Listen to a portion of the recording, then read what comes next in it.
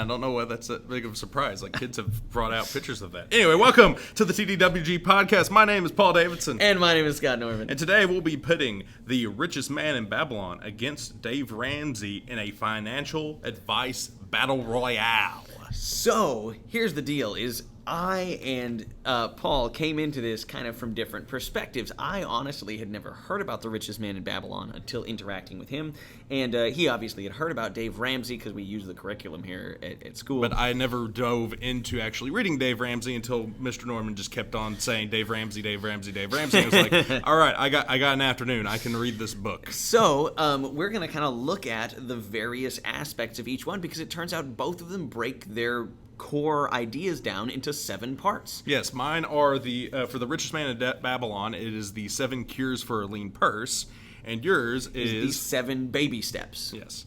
So Ramsey just basically explains that he wanted it to be in step form because he wished he had had that when he screwed up his money early on in his career. And the richest man in Babylon is kind of a parable type of situation in which they pretend that there are it's written kind of more like a narrative, and the richest man and the king of Babylon's like, I wanted all my people to be wealthy and successful. I'm going to contact the richest man in Babylon and get his advice. And he's like, all right, bring me your people and I'll give you the advice. And he kind of just writes he explains his advice to people that are at a meeting in Babylon. So thousands of years ago.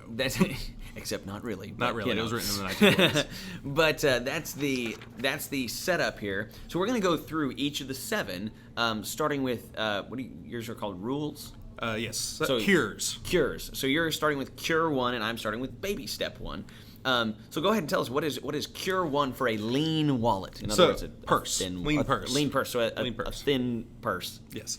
So the first cure is to start thy purse to fatten. So you need to fatten thy purse, and the simple rule is 10% of all of you earn is yours to keep. So everything that you ever earn, figure out what 10% of it is. So if you get $20, put 2 aside. That 2 is yours to keep. That 18 is yours to do whatever you do with. But that $2 that you got, that 10% is yours for your war chest. So basically, save it. Save what it. It's saying. Yes. Save 10% of everything. Save 10% of everything you earn. Okay. So Dave Ramsey actually starts off kind of similar in that he says baby step 1 is save $1,000. That's it. Save $1,000. That is the entirety of step 1. And the reasoning there is because kind of the focus of Dave Ramsey, as we'll see, is make sure you get out and stay out of debt. That's his number 1 focus, is get out of debt, stay out of debt. He calls it the shortest path to wealth, is getting out of debt and staying out of debt. So he says save $1,000 so that, like you said, it's a war chest. You can have it sitting there if you need it. And Ramsey even goes a little bit further by basically saying that $1,000 is an emergency fund. Like, do not touch that unless it is absolutely an emergency. Your refrigerator blows up, you get in a car wreck, that type of situation. That's when you touch that $1,000. But if it's not anything like that, so the reason I didn't get into that yet is because later there's a further step that is the true emergency fund. This is just the practice one. That's a different emergency fund. Yeah, so that's a completely different theory behind that emergency fund. Well, not actually. Well, a little bit. So this one, we'll talk about that once we get there. Step 1 is a $1,000 fund to basically prove to yourself you can save and get the ball rolling on the process. All right. Let's move on to step 2. Cure number 2 is to control thy expenditures, which is essentially create a budget. Yeah. And here's the interesting thing about his budget is that he in the richest man in Babylon is like of course you need to budget your necessities, but after you budget your necessities, if you want to be frivolous with a little bit of extra money, as long as it doesn't dip into that initial 10%, and as long as you don't dip into your 10% that you keep building month after month, week after week, you can do whatever you want with it. Yeah. So budget your control, and anything outside of your budget that isn't into the 10%, you're free to kind of go crazy with. So I guess I should have thrown in there with Dave Ramsey's first baby step is you're supposed to create a budget and save $1,000. I didn't say that, but that's kind of a thing that he references back to, is to begin his process. Step 1 is create a budget, save $1,000. And he says you have to have the budget to actually be able to save the $1,000. Yeah. So his baby step number 2 is to get out of debt everything except for your house. So he says that when you count debt, you don't count your mortgage as debt. You count that as a monthly expense. But get out of debt with what he calls the debt snowball. Which actually flies in counterintuitive with what most financial advisors will try to tell you to do, surprisingly. It is. So most financial advisors will tell you pay off the biggest one. Because it's accruing interest. It's not the biggest one, the one that has the highest interest rate. Yeah, highest interest rate. So because it's accruing debt the fastest. What Ramsey says is that you line all of your debts up from the smallest debt to the largest debt. If you owe somebody $20, that's the first debt you pay off. If you owe somebody, $500, then another $1,000, somebody $2,000, you pay them in that order from smallest to largest. And his methodology behind that is basically the snowball effect, that if you pay off the smaller debt, that is a little monthly payment you're no longer making that you can then pay towards the second biggest. When you pay that off, then you have two revenue streams that you keep budgeted for paying off debt, keep paying that same monthly payment, but pay it towards the next thing in line, and it will snowball to the point where you get to the end and you're able to pay the last debt off way more quickly than you expect. And you get the added psychological benefit of you see small progress, victories, the small victories along the road that get you to that particular overall goal. And it's interesting that he also says don't worry about the mortgage, which traditionally most people's largest debt that they'll have anyway is their mortgage. So that would be the last thing on their list. And so the other thing with that, the small victories thing, is he actually talks about the fact that most people are, quote, Dave-ish until about halfway through the rungs of paying off debt, and then they realize it's working, and then they go all in and do the full budget and do everything else. So that's step 2, get out of debt using the debt snowball, except for the house. He says you can save that for later in the process. All right. Moving on to cure number 3 for the richest man in Babylon, which is make thy gold multiply. And basically for this one is invest. So that 10% you've been holding back, that war chest that you've been building, this is now where you're allowed to actually tap into that war chest, and you are allowed to actually use some of it, and you can use it to invest. And there's 2 types of investments that you can do, that you can work with. The first one, the key one is just investment in general, but you could also invest into property, or you can invest in anything that will help you get more gold. So anything that helps you get more money, anything that helps your war chest grow, allow it to begin to grow. Yeah, so the biggest fundamental difference you're starting to see here that I'm noticing is that the richest man in Babylon has not yet mentioned the word debt. The richest man in Babylon. So yes, the richest man in Babylon has nothing to do with debt. Yeah, it doesn't mention it at all. Whereas Dave Ramsey is entirely centered around eliminating debt. And so that's where we get to step 3 for Dave Ramsey, and that is build a fully funded emergency fund. So here's the difference between step 1 and step 3. This one is supposed to be 3 to 6 months. So if you get laid off, if something happens with your job, then that emergency fund is able to support you for 3 to 6 months. But during the meantime, if you're not laid off, if you're still at your job, then you treat those 3 to 6 months that's piled up just like you treated that $1,000. You only dip into it if there's a nuclear bomb that goes off in your house. Yes, that was the key difference between the 1,000 and the step 3. If I'm remembering in my interacting with Dave Ramsey, it was that the step 3 is if you get fired, you should be able to survive for 3 to 6 months. Yeah, because that's approximately how long it would take. Yeah, to find a new job. And once again, that prevents you from going back in debt. And that's kind of what goes back to that $1,000. I did say the $1,000 was for proving you could do it, but really it's also as you start the debt snowball, it's there in case there's an emergency that would cause another debt. You can knock it out without going back into debt. Fully funded emergency fund. We don't get to the multiplying your gold until here in a second. So that's step 3. What you got is your next rule here. So the next rule is to guard thy treasure from loss. So avoiding get-rich-quick scheme. So in the particular book, it basically talks about how the richest man in Babylon, when he was a young man, had built up his gold a little bit and used it to try to multiply it with this guy that he said that he could buy really good gems, and it turns out that the gems were fake. And so he said, before you actually do that, my second investment, I talked to this guy who's like, yeah, I want to make these really nice shields, and I just need this certain type of metal for it. And then if you get me the metal, I'll give you a profit from the shields. And then he was able to actually multiply multiply as gold. So don't buy into get rich quick streams. Do some research before you actually start to making your gold multiply. That's basically what he's trying to do, is don't just blindly try to multiply your money. Yeah. Research it before you try. The classic athlete's conundrum, where you get rich instantly and then go broke in a year because all of your friends said, hey, I know how I can make you more money. The next step for the Ramsey baby step 4 is actually your third rule, basically. It's invest 15% for retirement. Now, it's a combination of Rule 1 and Rule 3, but with a little bit more. So the key thing here is this is 15% of your income going into, in Ramsey's plan, it would be probably a Roth IRA, unless your business, the place you work for, already has a retirement plan, although he doesn't like pensions. That's a whole other side note, but does not like pensions, doesn't count that as part of your 15%. But invest 15% for retirement. So this is something you do not touch. This is not an emergency fund. You do not dip into this. You can't even touch it until you are 59 and a half? Yeah, it's... Or is I it thought it was 60? I think it's 60-something.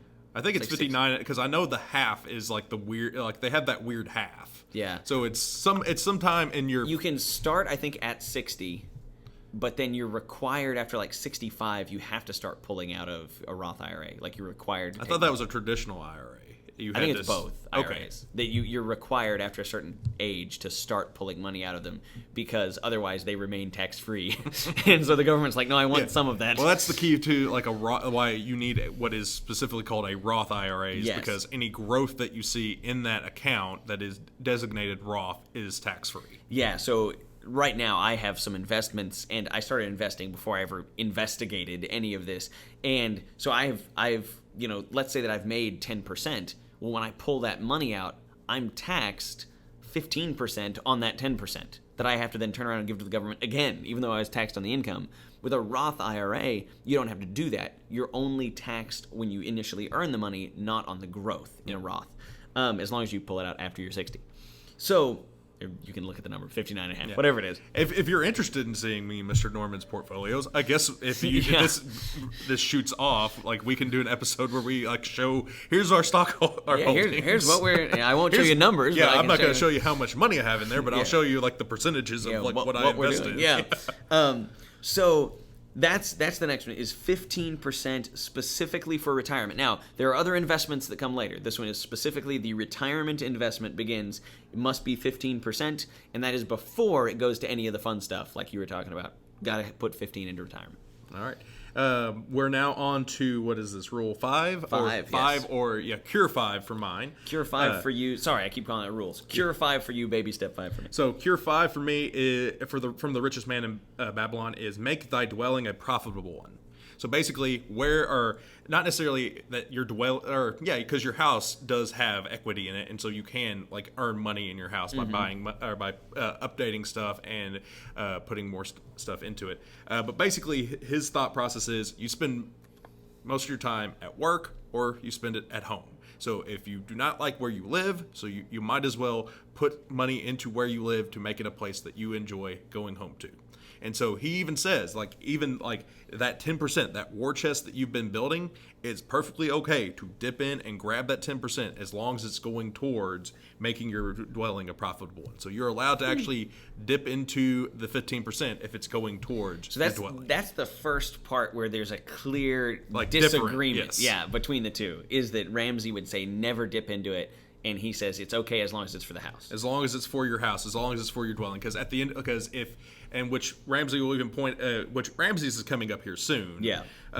For that, but once you have a house, as long as you can pay the taxes and insurance on it, and once you have it paid off, they can't take the house from you anymore. So that's part of the reason why they say put it in there. And plus, property usually grows increases over time. Right now it's like skyrocketing, but which is probably going to come back down. But. Yes, but it's never a bad thing to put money into your house, especially since you live there. You might as well make it a place that you are happy to come home to, make it a nice place. And so yes, you are allowed to dip into your 15% as long as it's going, or not your 15%, your 10%, as long as you're either investing it or if you're using it to make your dwelling a profitable one.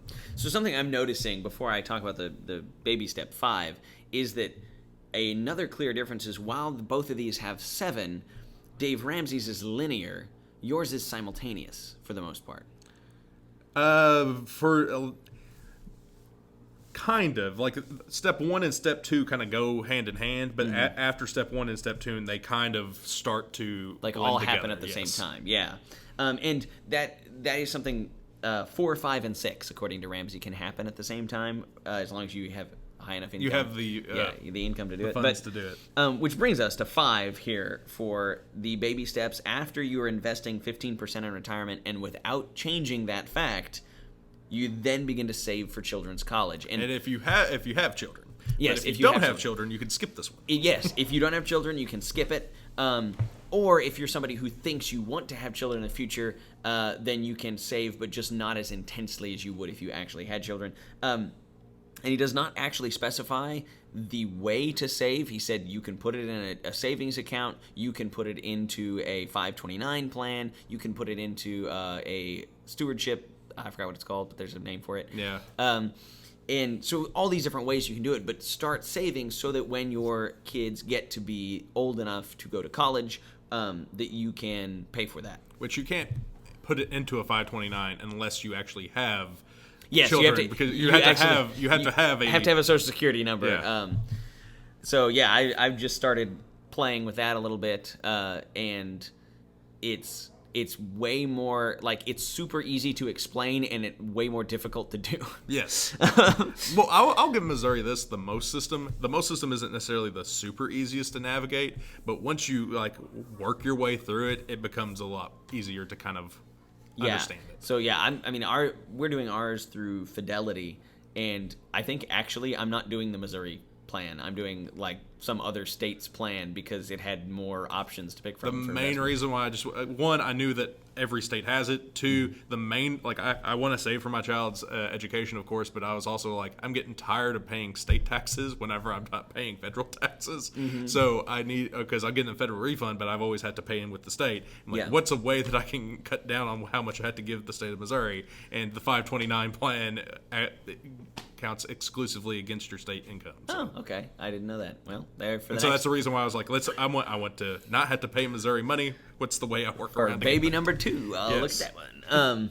So now we've gone through saving for retirement, now saving for kids' college. Doesn't give an exact percentage. He says basically you can look at what kind of schools you're thinking about sending them to and all that stuff and do the calculations on your own for that.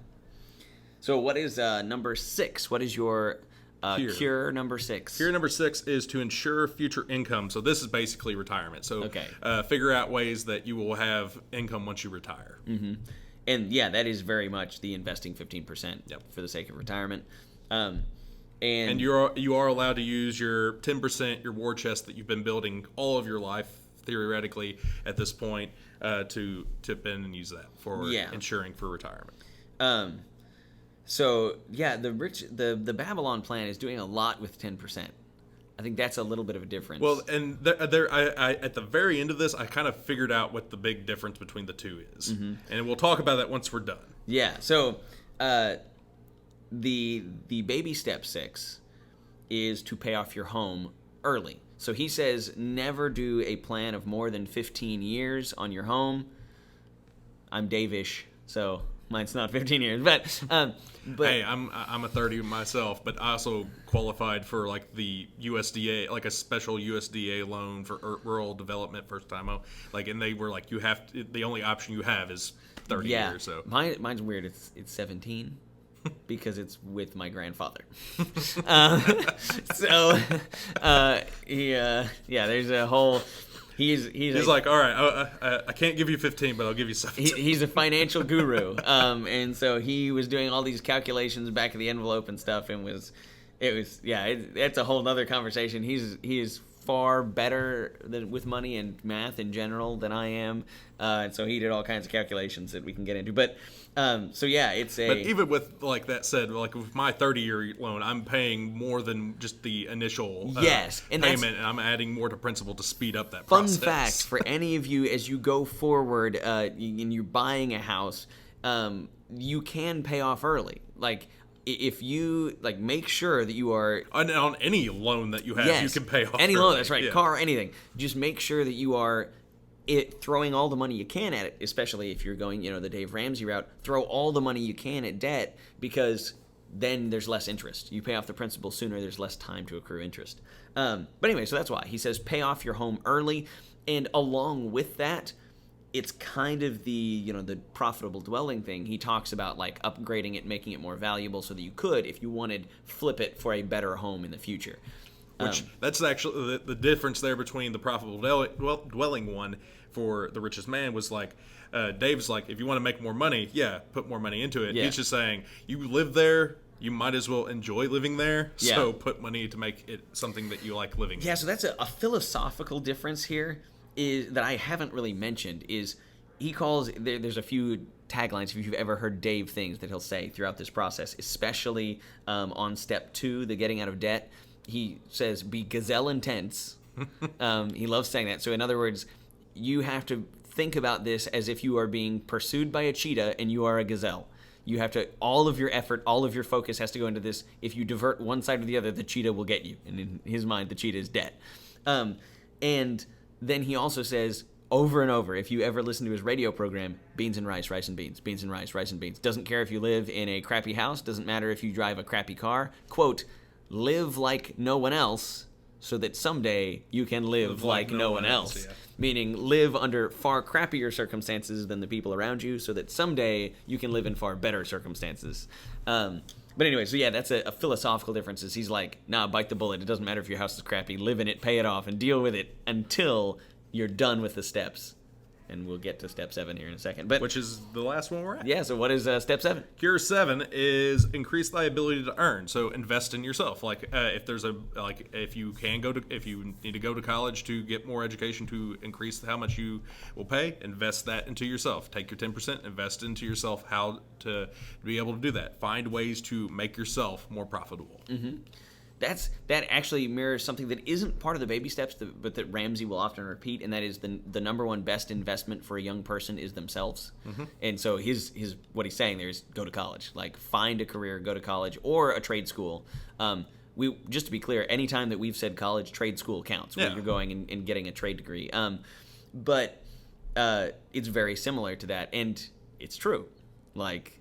As people who like, we're not just trying to do this because we are academics. Like, statistically speaking, a person with a post-secondary degree has greater earning potential throughout their lifetime than someone with just a high school diploma. Yes, and as people who both have master's degrees now, like in education and just about anywhere else, that also means even in your current position, it will increase your pay.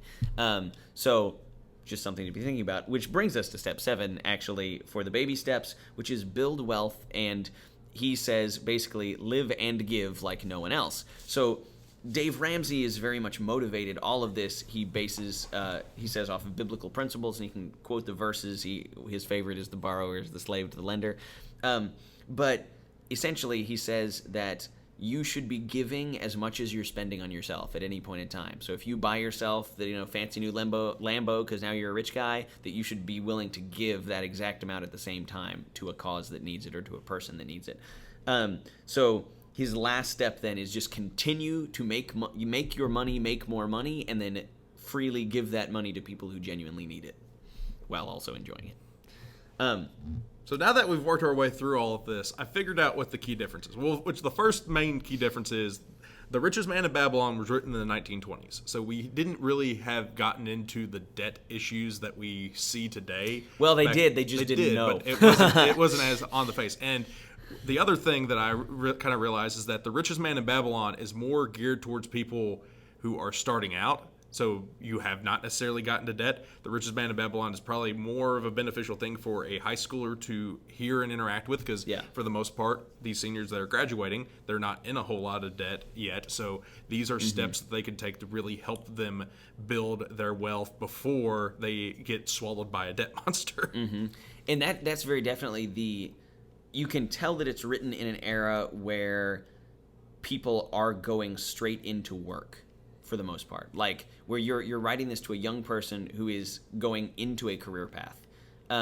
Whereas Dave Ramsey, for the most part, is talking to people, like you said, who have, and he tells his own life story of thinking he was a multimillionaire because he leveraged a whole bunch of debt to buy a bunch of property and then went bankrupt, and he was like, I never actually had all that money. I just leveraged a whole bunch of debt. Like, this wasn't real. And so that's why his is now a vendetta against debt, because he was on paper a multimillionaire living the high life, and in reality, it was all other people's money. It was never his. And so he's kind of addressing a lot of the current issues with especially people who are at or near the poverty line in America due to debt, which is one of our biggest issues right now. And I think the other principle there is just being in it's a different system from the 20s. Yours is more proverbial, whereas his is more prescriptive, like of a step by step. Exactly what you need to do. But with that said, like the advice that the Richest Man in Babylon gives is advice that, if you did not have the debt monster that has swallowed you, should help you out pretty well with building wealth and being able to continue to eventually get to Dave's 7th step of being generous with it. Yes, and I was going to say, actually, like, if you look at these things side by side, if you parse them out, all you have to do is rearrange them. And you're almost hitting the same thing. With very, very minor things, like, for instance, when you can dip into the war chest, it's almost the same thing, just speaking to people in different areas. But I don't think that there's anything that Ramsey says that the Richest Man in Babylon wouldn't inherently agree with, and I don't think there's anything the Richest Man in Babylon says that Dave Ramsey wouldn't say is sound financial advice, except for the dipping into the war chest. Dipping in the war chest for your house. Yeah, and I think that's it. So the overall thing here is think about your money. Yeah, and if you enjoyed this, there's a number of other things out there that you can interact with that talk about financial advice and being able to be financially fit. Some books that talk about it. A book that your brother recommended. Yes, Rich Dad, Poor Dad. By Robert Kiyosaki. So I've never actually read the book, but the book is one that I've ran across a ton of times. I know that my dad and my brother both very much enjoy it. A lot of financial YouTubers and booktubers like to talk about that particular book. And I believe, actually genuinely does a comparison. Here's what people who are poor do, and here's what people who are rich do. Here's what my dad, the poor dad, did, and here's what a friend of mine dad who took me under his wing, the rich dad, here's what he did. Yeah, and here's how they ended up in those two spots. And then another one, it would be The Millionaire Next Door by Stanley and Danko, which I do believe Ramsey has quoted a couple times. Okay. These are two academics that kind of researched a bunch of millionaires, and the millionaires aren't always just athletes. Most millionaires are retired teachers or retirees. Yes, he talks about that a lot, and they did their own study building off of that then, where they went through and interviewed these millionaires. But basically, yeah, the core idea that Ramsey does reference a lot is you're led to believe through the media that most millionaires are millionaires because they had rich family members. Like they're old money, not new money. Or they're lucky. Or they're lucky, yeah. They were an athlete with a freak talent, or they hit the lottery or did whatever. But in reality, it's something like 75+% of millionaires in the United States came from family who were not millionaires. So, you know. And then the last two is investment advice from my perspective, which is very conservative investment advice, which isn't necessarily going to be too dangerous. And me and Mr. Norman kind of differ on this, but I would recommend The Bogglehead's Guide to Investing, which focuses more on index funds, and then just the books of Jack Bogle himself, the man who came up with the idea of Boggleism. Yeah, it's just fun to say. We are different as far as what to do with the long-term investing. I'm more of a mutual funds, and I like looking at the past 10 to 20 years track record of a mutual fund, and I'm just like shooting bet for on the stars. I'm like, bet on the market, because most people don't beat the market. Yeah, and honestly, Ramsey tends to agree more with you than with me as far as how to invest. So I'm a Ramsey-ish person. But I would also recommend several of the, as you call it, the cult of personality, the books that have come from the Ramsey publishers. There's just a whole bunch. There's Chris Hogan. Yeah, Chris Hogan. His daughter has one. But specifically, there's, I should know his name. But there's a guy that specializes in getting a job, basically. and my brain is blanking on his name. But if you look up Dave Ramsey and then look up how to get a job, his name is going to come up. And he has all kinds of materials on like how to best write a resume, how to pitch yourself to something. The Proximity Principle is the name of the book. I can't remember it. But look up the Proximity Principle. And that will get you to the book that you need to get. Yeah. So. All right. But that is all we have for this battle between Dave Ramsey and the richest man in Babylon. If you had any questions or have any comments, please leave them below in the comment section. Yeah, or have more financial type things. This is one of those things that you always see the meme. They never taught me this in high school. But we do. You just didn't pay attention. Yeah, you didn't pay attention. And now we're literally recording a podcast to teach you for this. you. So if you have more of those things, though, especially like financially or stuff like that you wanted to talk about, throw it in the comments. Yep. Or the suggestion box. But until next time, my name has been Paul Davidson. My name is, and Lord willing, will be Scott Norman. And we've been two Dumb Woke Guys. This was a TDWG presentation.